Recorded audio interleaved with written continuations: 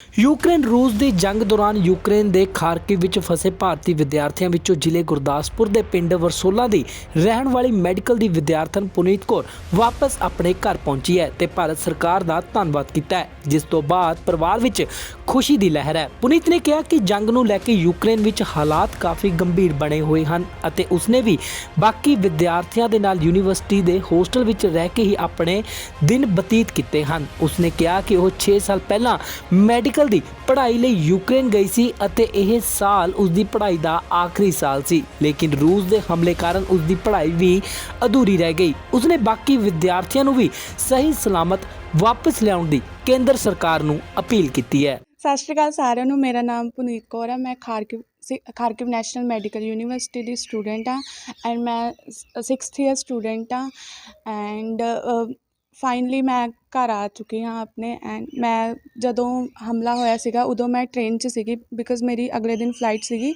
And ਮੈਨੂੰ ਸੁਬਾਹ 5 ਵਜੇ ਪਤਾ ਲੱਗਾ ਕਿ ਹਮਲਾ ਹੋ ਰਿਹਾ ਆ ਬਿਕੋਜ਼ ਮੈਂ ਟ੍ਰੇਨ 'ਚ ਸੀਗੀ। ਮੈਨੂੰ ਸਿਚੁਏਸ਼ਨ ਦਾ ਬਿਲਕੁਲ ਵੀ ਪਤਾ ਨਹੀਂ ਸੀਗਾ।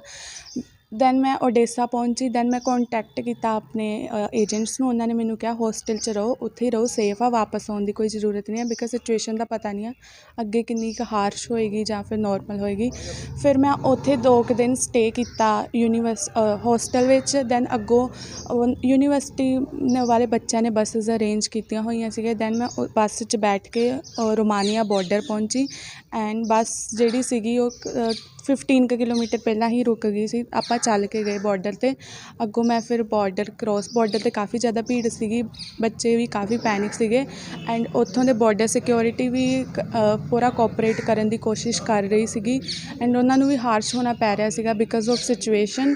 ਐਂਡ ਫਿਰ ਮੈਂ ਐਟਲੀਸਟ 9 ਕੁ ਵਜੇ ਬਾਰਡਰ ਕਰੋਸ ਕਰ ਲਿਆ ਸੀਗਾ ਅਤੇ ਫਿਰ ਮੈਂ ਰੋਮਾਨੀਆ ਪਹੁੰਚ ਗਈ ਸੀਗੀ। ਅੱਗੋਂ ਮਤਲਬ ਸਾਰਾ ਅੱਗੋਂ ਮੈਂ ਫਿਰ ਬੱਸ ਅਵੇਲੇਬਲ ਸੀਗੀ ਰੋਮਾਨੀਆ ਵੱਲੋਂ। ਫਿਰ ਮੈਂ ਉੱਥੇ ਏਅਰਪੋਰਟ 'ਤੇ ਪਹੁੰਚ ਗਈ ਸੀਗੀ। ਦੈਨ ਅੱਗੋਂ ਅੰਬੈਸੀ ਦੇ ਮੈਂਬਰ ਸਾਰਾ ਕੁਝ ਅਵੇਲੇਬਲ ਸੀਗੇ। ਉਹ ਸਾਡੇ ਨੇਮ, ਪਾਸਪੋਰਟ ਸਾਰਾ ਕੁਝ ਪੁੱਛ ਰਹੇ ਸੀਗੇ। ਅੱਗੋਂ ਫਿਰ ਉਹਨਾਂ ਨੇ ਫਲਾਈਟ ਦਾ ਬੰਦੋਬਸਤ ਕੀਤਾ ਅਤੇ ਐਟਲੀਸਟ 9 ਕੁ ਵਜੇ ਮੇਰੀ ਬੋਰਡਿੰਗ ਸਟਾਰਟ ਹੋ ਗਈ ਸੀਗੀ। And at last I want to say thanks to government who help us a lot ਐਂਡ ਮੈਂ ਚਾਹੁੰਦੀ ਹਾਂ ਕਿ ਬਾਕੀ ਬੱਚੇ ਵੀ ਛੇਤੀ ਤੋਂ ਛੇਤੀ ਵਾਪਸ ਆ ਜਾਣ ਐਂਡ ਉਹਨਾਂ ਨੂੰ ਵਾਪਸ ਲਿਆਉਣ ਦੀ ਕਿਰਪਾਲਤਾ ਕਰੋ। Thank you so much. ਸਤਿ ਸ਼੍ਰੀ ਅਕਾਲ ਜੀ ਸਾਰਿਆਂ ਨੂੰ। ਮੇਰਾ ਨਾਮ ਪਾਹੁਲਪ੍ਰੀਤ ਸਿੰਘ ਹੈ ਅਤੇ ਮੈਂ ਪੁਨੀਤ ਕੌਰ ਦਾ ਬ੍ਰਦਰ ਹਾਂ ਜੀ।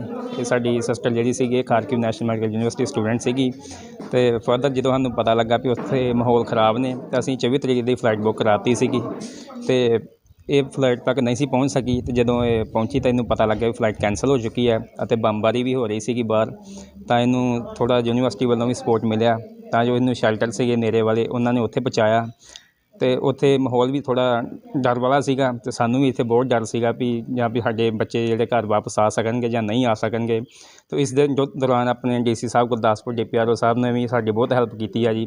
ਸਾਰੀ ਸਪੋਰਟ ਉਹਨਾਂ ਕੀਤੀ ਹੈ। ਜਿੱਥੇ ਤੁਹਾਨੂੰ ਨਹੀਂ ਸੀ ਪਤਾ ਲੱਗਦਾ ਵੀ ਤੁਸੀਂ ਪੈਨਿਕ ਨਾ ਹੋਵੋ, ਸਾਨੂੰ ਪੂਰਾ ਦਿਲਾਸਾ ਦਿੱਤਾ ਵੀ ਇੰਡੀਅਨ ਗੌਰਮੈਂਟ ਜਿਹੜੀ ਉਹ ਫੁੱਲ ਸਪੋਰਟ ਕਰ ਰਹੀ ਹੈ ਜੀ। ਅਤੇ ਸਾਨੂੰ ਡਰ ਵੀ ਸੀਗਾ ਜੀ ਇੱਕ ਵੀ ਜਾਂ ਵੀ ਕਿੰਨੇ ਟਾਈਮ ਲੱਗੇਗਾ ਜਾਂ ਕੀ ਮਾਹੌਲ ਹੋਏਗਾ ਉੱਥੋਂ ਦੇ। ਜਿੱਦਾਂ ਕਿ ਖਬਰਾਂ ਸੁਣੀ ਦੀਆਂ ਸੀ ਬੰਬਾਰੀ ਹੋ ਰਹੀ ਹੈ, ਲੋਕਲ ਜਿਹੜੇ ਉੱਧਰ ਦੇ ਨਾਗਰਿਕ ਨੇ ਜਾਂ ਇੰਡੀਅਨ ਨਾਗਰਿਕ ਨੇ ਉਹ ਵੀ ਟਾਰਗੇਟ ਹੋਏ ਨੇ।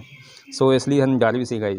ਹੁਣ ਘਰ ਪਹੁੰਚਣ 'ਤੇ ਕਿੰਨੀ ਖੁਸ਼ੀ ਹੋ ਰਹੀ? ਹਾਂ, ਬਹੁਤ ਖੁਸ਼ ਹਾਂ ਜੀ ਅਸੀਂ। ਅਤੇ ਅਸੀਂ ਇਹੋ ਦੁਆ ਕਰਦੇ ਹਾਂ ਵੀ ਜਿਹੜੇ ਬੱਚੇ ਉੱਥੇ ਫਸੇ ਹੋਏ ਹਨ ਅਤੇ ਇੰਡੀਅਨ ਗੌਰਮੈਂਟ ਦੀ ਮਦਦ ਨਾਲ ਉਹ ਜਲਦ ਤੋਂ ਜਲਦ ਆਪਣੇ ਪਰਿਵਾਰ ਦੇ ਵਿੱਚ ਪਹੁੰਚਣ ਜੀ। ਨਿਰਪੱਖ ਪੋਸਟ ਲਈ ਗੁਰਦਾਸਪੁਰ ਤੋਂ ਜਤਿੰਦਰ ਕੁੰਦਲ ਦੀ ਰਿਪੋਰਟ।